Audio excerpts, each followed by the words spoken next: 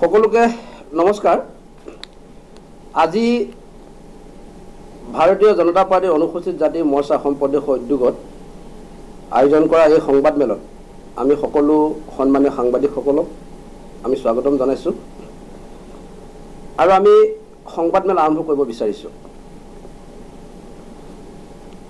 ভাৰতীয় জনতা পাৰ্টিৰ অনুসূচিত জাতি মৰ্চাই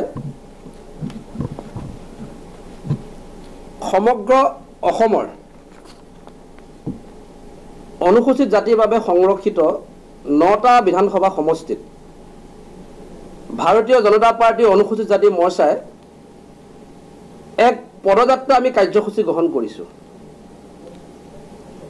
ভাৰতীয় জনতা পাৰ্টিৰ অনুসূচিত জাতি মৰ্চা ৰাজ্যিক সমিতি সিদ্ধান্ত মৰ্মে আমি অহা 27 ডিচেম্বৰৰ পৰা 27 জানুৱাৰীলৈকে সম্পূৰ্ণ এমাহ ভাৰতীয় জনতা পাৰ্টিৰ অনুসূচিত জাতি মৰ্চাৰ ৰাজ্যিক পৰ্যায়ৰ সকলো কাৰ্যকৰ্তাই এই পদযাত্ৰাত অংশগ্ৰহণ কৰিব আৰু লগতে কেইবাখনো জিলাৰ সন্মানীয় সভাপতিসকলেও এই পদযাত্ৰা কাৰ্যসূচীত অংশগ্ৰহণ কৰিব। আমি আপোনালোকক জনাবলৈ পাই সুখী অনুভৱ কৰিছোঁ যে আজি কিছুদিনৰ আগতে ভাৰতীয় জনতা পাৰ্টি অনুসূচিত জাতি মৰ্চাই সমগ্ৰ অসমত আমি গাঁৱে ভূঞে চুকে কোণে অসম চৰকাৰ আৰু কেন্দ্ৰীয় চৰকাৰ সফলতাৰ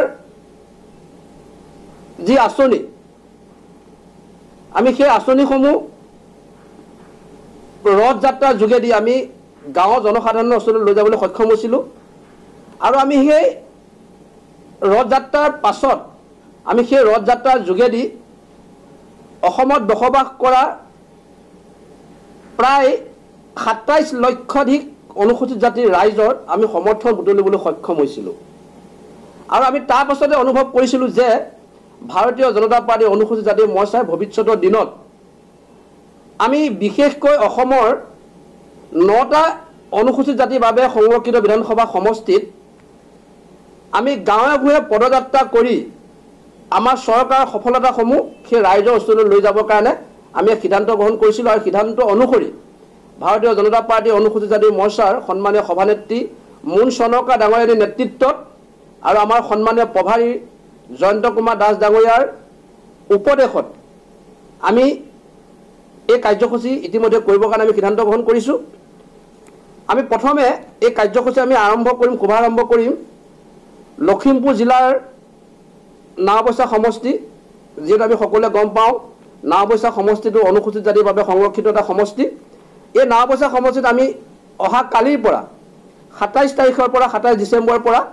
29 ডিচেম্বৰলৈকে আমি 3 দিনীয়া কাৰ্যসূচীৰে এই নাওবৈচা সমষ্টিত আমি এই পদযাত্ৰাত আমি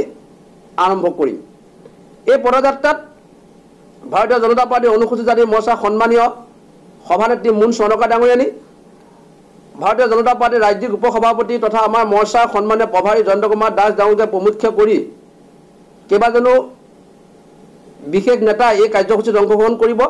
লগতে লখিমপুৰ সন্মানীয় বিধায়ক মানৱ ডেকা ডাঙৰীয়া, লখিমপুৰ লোকসভা সমষ্টিৰ সন্মানীয় সাংসদ প্ৰধান বৰা ডাঙৰীয়াকে প্ৰমুখ্য কৰি ভাৰতীয় জনতা পাৰ্টিৰ অনুসূচিত জাতি মৰ্চাৰ সন্মানীয় বিষয়ববীয়াসকলে এই পদযাত্ৰাত অংশগ্ৰহণ কৰিব। আৰু আমি এই পদযাত্ৰা আৰম্ভ হোৱাৰ আগত আমি নাওবৈচা সমষ্টিৰ ঘাৰমৰাৰ পৰা আমি তাত এখন বিশাল জনসভা আমি প্ৰথমতে আৰম্ভ কৰিম, য'ত 2-3 হাজাৰ দলৰ কাৰ্যকৰ্তা উপস্থিত থাকিব আৰু সেই জনসভাৰ পৰা আমি জনসভা শেষ হোৱাৰ লগে লগে আমি ঘাৰমৰাৰ পৰা আৰম্ভ কৰি নাওবৈচা সমষ্টিৰ বিভিন্ন গাঁৱে গাঁৱে পদযাত্ৰা কৰি আমি 29 ডিচেম্বৰত নাওবৈচা বিধানসভা সমষ্টিত আমি এই পদযাত্ৰা আমি সামৰণি মাৰিম। তাৰ পাছত আমি সেই 29 তাৰিখে আমি ৰাতি আমাৰ বিশ্বনাথ চাৰিআলি জিলাৰ এটা SC বাবে সংৰক্ষিত সমষ্টি বিহালীতো আমি ঠিক তেনেদৰে 29, 30 আৰু 31 এই 3 দিন আমি বিহালী সমষ্টিত এই পদযাত্ৰা কৰিম। তাৰ পাছত আমি 31 তাৰিখে বিহালীৰ পৰা আমি নগাঁও ৰহা সমষ্টিত আহিম। ৰহাত আমি ঠিক তেনেকৈ 3 আৰু 4 জানুৱাৰী এই দুদিন আমি ৰহাত এই পদযাত্ৰা কৰিম। ৰহাৰ পৰা আমি আহিম ডিমৰীয়াত আমি 5 জানুৱাৰী 6 জানুৱাৰীত আমি পদযাত্ৰা ডিমৰীয়াত কৰিম। 7 আৰু 9 তাৰিখে আমি বৰপেটা 7, 8 আৰু 9 এই 3 দিন আমি বৰপেটা সমষ্টিত আমি কৰিম যেহেতু আপোনালোকে সকলোৱে গম পাইছে বৰপেটাটো এছচিৰ বাবে সংৰক্ষিত এটা সমষ্টি তাৰপিছত আমি 10, 11, 12 এই 3 দিন আমি হাজো বিধানসভা সমষ্টিত কৰিম 17, 18, 19 আমি জাগিৰোডত এই পদযাত্ৰা কৰিম আৰু জাগিৰোডত এখন বিশাল জনসভা হ'ব সেই জনসভাত অসম চৰকাৰৰ সন্মানীয় মন্ত্ৰী পীযুষ হাজৰিকা ডাঙৰীয়া উপস্থিত থাকিব তাৰপিছত আমি 22, 23, 24 ৰাতাবাৰীত আমি ৰাতাবাৰীত এটা পদযাত্ৰা কৰিম এই ৰাতাবাৰীত আমাৰ সন্মানীয় মন্ত্ৰী পৰিমল শুক্লবৰ্তী ডাঙৰীয়া অসম চৰকাৰৰ এজন জ্যেষ্ঠ মন্ত্ৰী ৰঞ্জিত কুমাৰ দাস ডাঙৰীয়া ৰাতাবাৰী সমষ্টিত উপস্থিত থাকিব তাৰপিছত আমি 26, 27, 28 আমি ঢলাই সমষ্টিত এখন জনসভা কৰিম 25, 26, 27 তাতো আমাৰ ভাৰতীয় জনতা পাৰ্টিৰ অনুসূচিত জাতি মৰ্চা সকলো কাৰ্যকৰ্তা উপস্থিত থাকিব আৰু আমি 27 তাৰিখে এই পদযাত্ৰা আমি ঢলাই সমষ্টিত আমি সামৰণি কৰিম গতিকে আমি ভাৰতীয় জনতা পাৰ্টিৰ অনুসূচিত জাতি মৰ্চা এই পদযাত্ৰাৰ যোগেদি আমি ৰাইজৰ সমৰ্থন বুটলিবৰ কাৰণে আমি চেষ্টা কৰিম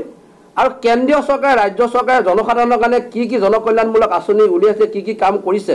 এই সকলো আমি আঁচনি চৰকাৰ কাম কাজ পদযাত্ৰাৰ মাধ্যমেৰে আমি ৰাইজৰ ওচৰলৈ লৈ যাবৰ কাৰণে আমি ইতিমধ্যে সিদ্ধান্ত গ্ৰহণ কৰিছোঁ আৰু অহা কালিৰ পৰা আমাৰ এই পদযাত্ৰা আৰম্ভ হ'ব গতিকে পদযাত্ৰাৰ সবিশেষ মই আপোনালোকক জনালোঁ যদি আপোনালোকৰ কিবা সুধিব লগা প্ৰশ্ন আছে তেতিয়াহ'লে আমাক সুধিব পাৰিব ধন্যবাদ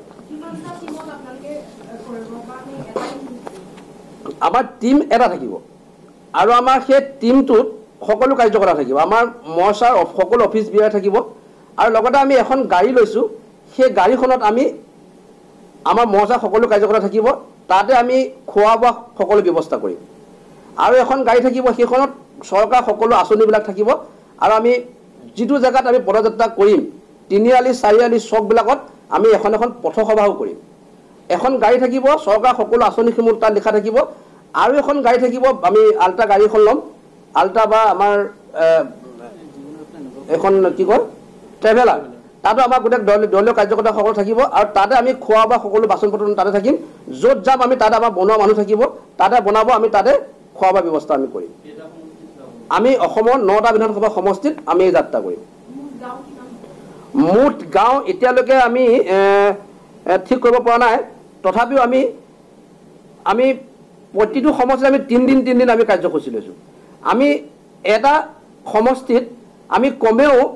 50-60খন গাঁও আমি টাচ কৰিবৰ কাৰণে আমি ইতিমধ্যে সিদ্ধান্ত গ্ৰহণ কৰিছোঁ